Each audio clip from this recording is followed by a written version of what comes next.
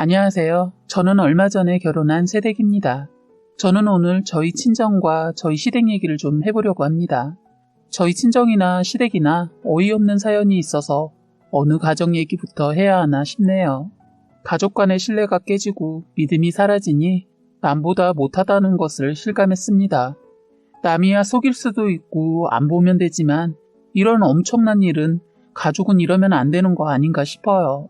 몇십 년을 비밀을 숨겼으니 그 배신감은 이루 말할 수가 없습니다. 저희 가정사도 기가 막히고 저희 시댁 얘기도 기가 막혀서 말입니다. 일단 제가 두 가정의 문제를 말하기에 앞서 제가 신랑과의 만남부터 얘기를 시작해 볼게요. 저는 결혼이라는 거에 전혀 정말 관심이 하나도 없던 사람이었습니다. 저는 한부모 밑에서 자랐는데 그래도 전혀 불행하지 않았고 행복했어요. 아버지 없이 엄마랑 살았는데 단둘이 산 건 아니고 외할아버지와 외할머니, 삼촌 둘 이렇게 같이 살았어요. 삼촌들이 워낙 저를 많이 챙겨주셔서 아빠의 빈자리는 전혀 느끼지 못했던 것 같아요. 어릴 적 학교에서 하는 운동에도 삼촌들이 다 참석해줬어요. 아빠랑 하는 놀이도 빠짐없이 와줬기 때문에 저는 친구들이 아빠가 없는 줄 몰랐어요.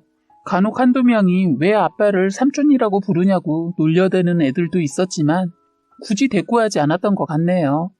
그렇게 유년 시절을 아무 탈 없이 보냈고 청소년기도 사춘기란 거 없이 무탈하게 잘 보냈는데 성인이 되어서 어느 정도 나이가 찼을 때 집에서 결혼 얘기가 나왔는데 무관심이었어요. 결혼에 대해 엄마의 영향이 전혀 없다고는 말을 못하는 게 어릴 적 엄마를 보면 혼자 지내시는 모습을 보니까 꼭 결혼을 해야 하나 싶었던 것 같아요.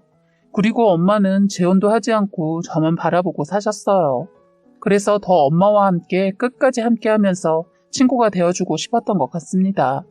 엄마는 저와 얘기하고 같이 있으면 행복해 하셨거든요. 그런데 뜻하지 않게 저에게 저의 난구님이 온 거죠. 사랑하는 사람이 생기니까 엄마에게 죄송하게도 결혼이 하고 싶더라고요. 저는 신랑과 결혼을 결심하게 된 계기도 어찌 보면 신랑의 가정환경이 한몫했어요. 너무 행복해 보이고 가족 간의 사랑이 느껴졌어요. 그리고 무엇보다 아버님이 자식들을 사랑하는 모습이 인상 깊었어요. 아버지 없이 자란 저는 그 모습을 보고 아버지란 저런 분이구나 라고 느꼈어요. 한없이 주기만 하는 모습에 반했거든요. 시누이 한 명 있는데 아버님이 다 큰 딸인데도 이뻐서 어쩔 줄 몰라 하더라고요. 많이 부러웠습니다. 저도 나름 삼촌들한테 받은 사랑이 있는데도 느낌이라고 해야 하나 뭔지는 모르겠는데 다른 것 같았어요. 이런 가정이면 나도 행복하겠구나 싶었습니다. 그리고 시어머니도 사업을 하신 분이라 그런지 화통하시고 시원시원하셨어요. 그리고 결혼 전까진 몰랐는데 나중에 결혼하고 보니 엄청난 부자인 것도 알게 되었네요. 그냥 잘 사는 집 정도라고 알고 있었는데 제가 생각했던 것보다 더 잘 살더군요. 그런데 저야 어렵게 자라서 그런지 돈에 큰 욕심은 없어요. 그냥 굶어 죽지 않을 정도의 돈만 있으면 된다는 생각을 가지고 있는 사람이라 시부모님이 부자라고 해도 크게 관심이 안 가더라고요. 저도 일을 하고 있고 신랑도 열심히 살고 있으니까 관심 없었어요. 그리고 저희 돈이 아니고 시부모님 돈이니까요. 나중 일은 미리 고민하는 성격이 아니라서 부자라고 해도 그냥 그렇더군요. 그런데 부자인 것 때문에 일이 생기기도 하더군요. 아버님의 엄청난 사건이 화근이었죠. 그런데 저는 그 사건이 터지기 전까지는 아버님이 너무 좋았어요. 왜냐면 저희 아버지는 바람기가 다분한 분이셨거든요. 그러니까 책임감도 없고 완전 바람둥이셨죠. 엄마 말에 의하면 싸질러 놓고 책임이라고는 하나도 없는 사람이라고 어릴 적 귀에 딱지가 않도록 들었던 말입니다. 아버지는 제가 3살 때쯤 바람이 나서 집에 들락날락 하다가 아예 집을 나가셨다가 제가 7살 때쯤 한번 외갓집에 오셨던 기억이 있어요. 그래서 제가 아버지 얼굴을 잘 기억 못하는 것은 초등학교 입학 전 한두 시간 함께 짜장면 먹은 기억밖에 없었기 때문입니다. 하도 집에 없다 보니까 사진을 같이 찍은 것도 없고 엄마와 아버지 결혼사진도 있었지만 엄마가 제가 4살 때쯤 결혼사진 다 찢어서 불태워버렸다고 하더군요. 그리고 저랑 엄마 할머니와도 같이 살다가 아버지가 바람나서 집에 오지 않자 엄마는 저를 데리고 집을 나와버렸다고 해요. 그래서 저는 어릴 적 외할머니, 외할아버지, 엄마, 삼촌들 이렇게 같이 살았었어요. 저는 어릴 적에 너무 충격적이어서 기억에 생생하게 남아있는 사건이 하나 있습니다. 아버지는 몇 년 만에 집에 왔다가 엄마랑 제가 친할머니랑 살고 있지 않다라는 것을 알고 외가로 저를 만나러 찾아왔다고 해요. 엄마는 저를 절대로 보여주지 않겠다고 했는데 아빠가 엄마 모르게 찾아와 저를 데리고 짜장면을 사주게 되었다고 하더군요. 엄마는 저를 잃어버린 줄 알고 동네에서 난리가 났고 나중에 아버지가 저를 데리고 갔다는 동네 사람들 말을 듣고 가게에 찾아와서 엄마가 난리를 폈던 기억이 있어요. 그때 당시 삼촌들도 같이 왔었는데 아버지를 마구 때리고 가게 안이 아주 난리가 아니었어요. 아버지 당신이 100번 잘못해서 그런지 맞고만 있었던 걸로 기억에 있네요. 그때 당시에는 가족 간의 폭행이라는 게 지금처럼 강하게 처벌하던 데가 아니었어서 삼촌들도 아버지를 마구 때렸던 것 같아요. 삼촌은 아버지를 어떻게든 만나게 되면 밟아버린다고 노래를 불렀는데 그때 정말 원 없이 밟아버린 것 같았습니다. 그래서 저는 아버지 얼굴보다 아버지가 죽도록 얻어터진 기억밖에 없어요. 삼촌이 아버지한테 2번 다시 나타나면 그땐 가만두지 않겠다고 말을 해서 이혼하고 그 이후론 한 번도 저를 보러 오지 않았다고 엄마한테 들었는데 나중에 아버지를 만나게 되면서 알게 된 것은 아버지가 저를 한번 보고 나서는 계속 아른거려서 먼 발치에서라도 저를 보기 위해 1년에 10번 정도는 왔었다고 말을 하더군요. 그런데 그 말을 들으니까 더 화가 났어요. 이제 와서 그게 무슨 소용이고 뭘 어쩌라는 것인지, 그리고 왜 이제서야 나타난 것인지 너무 미웠어요. 그리고 더 어이없는 것은 그동안 아버지는 결혼을 4번이나 했다고 들었기 때문입니다. 듣고도 믿어지지 않는 얘기였어요. 저희 엄마가 첫 번째 부인도 아니라고 하는 거예요. 그것도 충격이었습니다.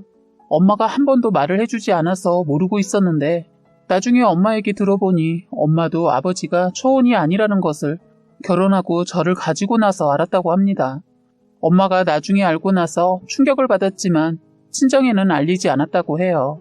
잘 살면 되겠지 하고 다 묻었는데 이런 고마움도 모르고 아버지가 또 바람을 피워서 결국 엄마도 더 이상 참지 않고 아버지가 바람나서 집을 나갔을 때 이혼도 해야 하고 더 이상 인연이 아니다 싶어서 끝을 보기 위해 삼촌들한테 알렸다고 하더군요.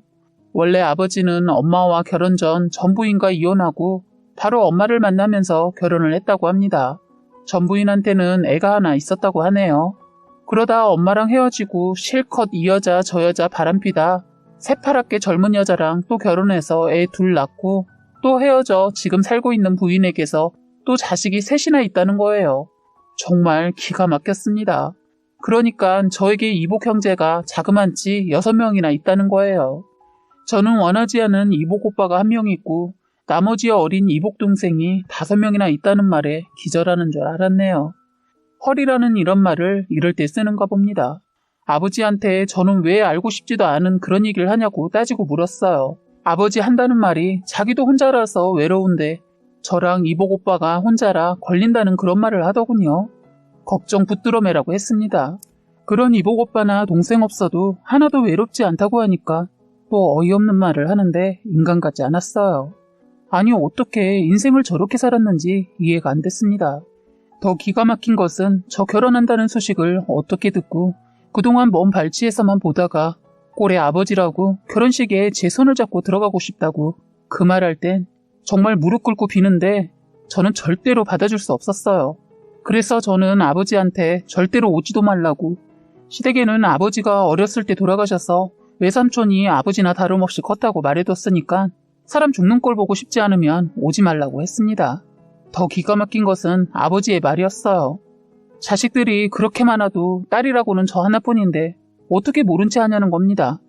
저는 커피숍에서 만나서 얘기를 하는데 주변에 누가 있든 없든 신경 쓰지 않고 마구 쏘아붙이며 말했어요.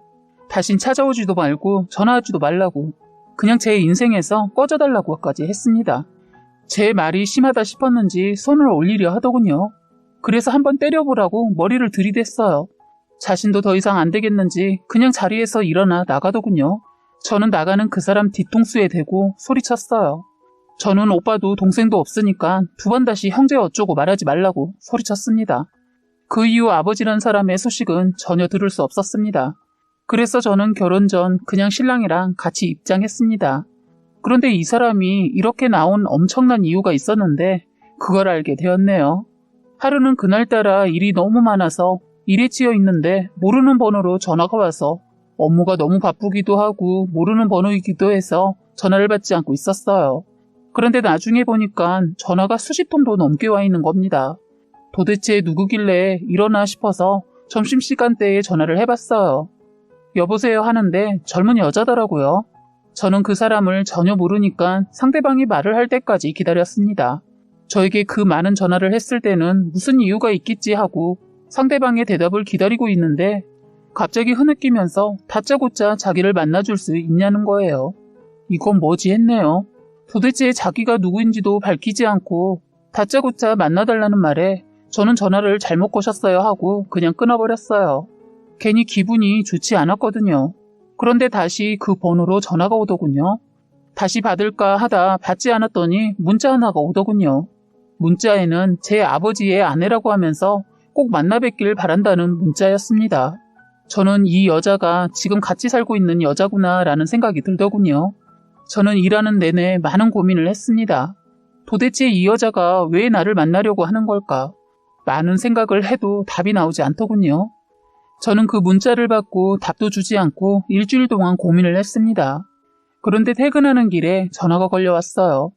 저는 순간 번호를 보고 받을까 말까 고민을 하고 있는데 제 앞에 젊은 여자가 전화기를 귀에 대고 저를 향해 걸어오더군요. 제가 전화를 받지 않자 그 여자가 전화를 끊더니 저에게 인사를 건네더라고요. 아버지랑 같이 살고 있는 사람이라고 하면서 같이 얘기 좀 하자고 하는데 제가 그 여자랑 할 얘기가 뭐가 있을까 싶어서 거절했습니다. 같이 마주 앉아 할 말 없다 하고 그 여자를 뒤로하고 가려는데 갑자기 제 팔을 잡더니 도와달라고 하는 겁니다. 지금 저희 아버지가 간암이다고 하는 거예요. 그래서 저보고 검사를 해달라는 부탁을 하러 왔다고 하더군요. 참 할 말이 없더군요. 저는 그 여자가 잡은 팔을 뿌리치면서 도와줄 마음 없고 나한테 아버지란 사람 없다고 하고 단번에 거절했어요. 그러자 그 여자 제 앞에 무릎을 꿇더니 아이가 셋이나 있다면서 제발 도와달라고 하는 겁니다. 순간 아버지라는 인간이 있다는 게 너무 싫었어요.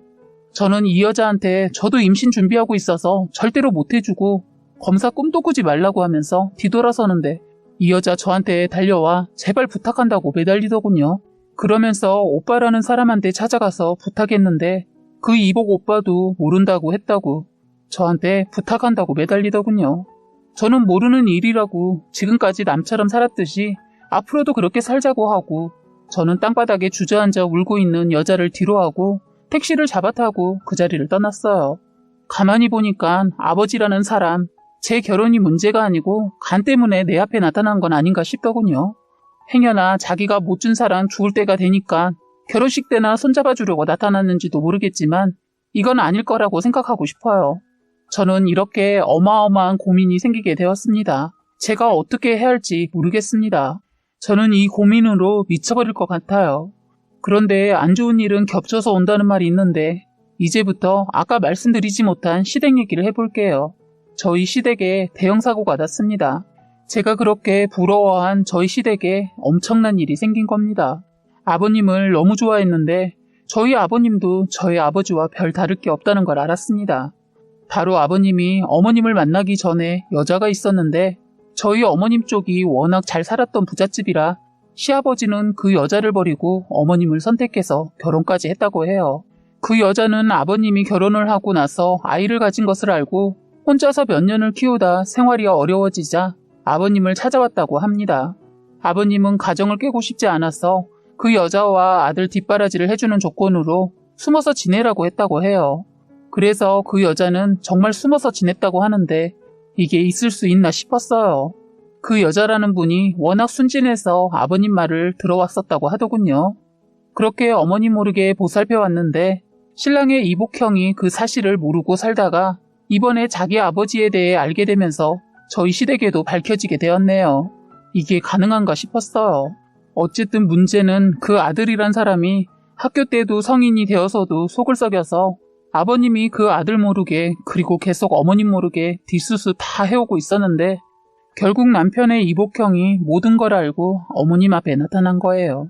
신랑의 이복형이 아버님에 대해 알게 되면서 아버님은 가족들 모르게 혼자서 수습해보려고 그 아들한테 조금만 더 기다리고 있으면 어느 정도 재산을 떼어주겠다고 약속을 했는데 아버님이 얘기한 재산이 자기 성에 안 차기도 하고 아버님이 자꾸 미루니까 그 남자는 기다리지 못하고 더군다나 시아버지 쪽이 부자라는 것을 알고 더 많은 욕심을 부리고 겁도 없이 어디서 들은 것은 있었는지 이복 형제도 법률상으로 상속 권한이 있다고 하면서 어머님 앞에 나타난 거죠. 그런데 아주 어리석은 짓을 하고 만 겁니다. 그 많은 재산은 다 어머님 앞으로 되어 있거든요. 아버님은 어떻게 해서든 어머님 꼬셔서 재산을 빼돌려서 그 아들한테 주려고 했던가 봐요. 어머님도 그 일이 있기 전에 진짜 아버님 앞으로 어느 정도 재산을 돌려놓으려고 했는데 그때 신랑의 이복형이 나타난 겁니다. 아주 타이밍을 잘 맞춰줘서 말입니다. 이렇게 해서 저희 시댁에 한바탕 난리가 났습니다. 그 남자는 아버님을 협박하고 어머님도 협박하고 거기다 저희 신랑과 시누이까지 협박을 했어요. 어머님은 아버님과 이혼을 하려고 했지만 재산 분할이라는 게 있어서 그냥 이혼하지 않고 별거로 들어갔어요. 시아버지도 나중에는 법으로 가겠다고 했지만 애지중지하던 하나뿐인 딸이 결혼식을 앞두고 있었고 어느 누가 봐도 아버님이 불리한 싸움이었어요. 저희 친정아버지와 저희 시아버지 정말 남자가 뭔지 가만히 보면 이른 남자들이 벌려놓고 뒷감당은 여자 몫인 것 같아요. 왜 남자가 치울 쓰레기를 왜 여자가 해야 하는지 답답하네요. 너무 답답한 마음에 누군가에게 털어놓고 싶어 이렇게 글을 쓰게 되었습니다. 시댁에 이런 일을 겪으면서 엄마가 하던 말이 생각나네요.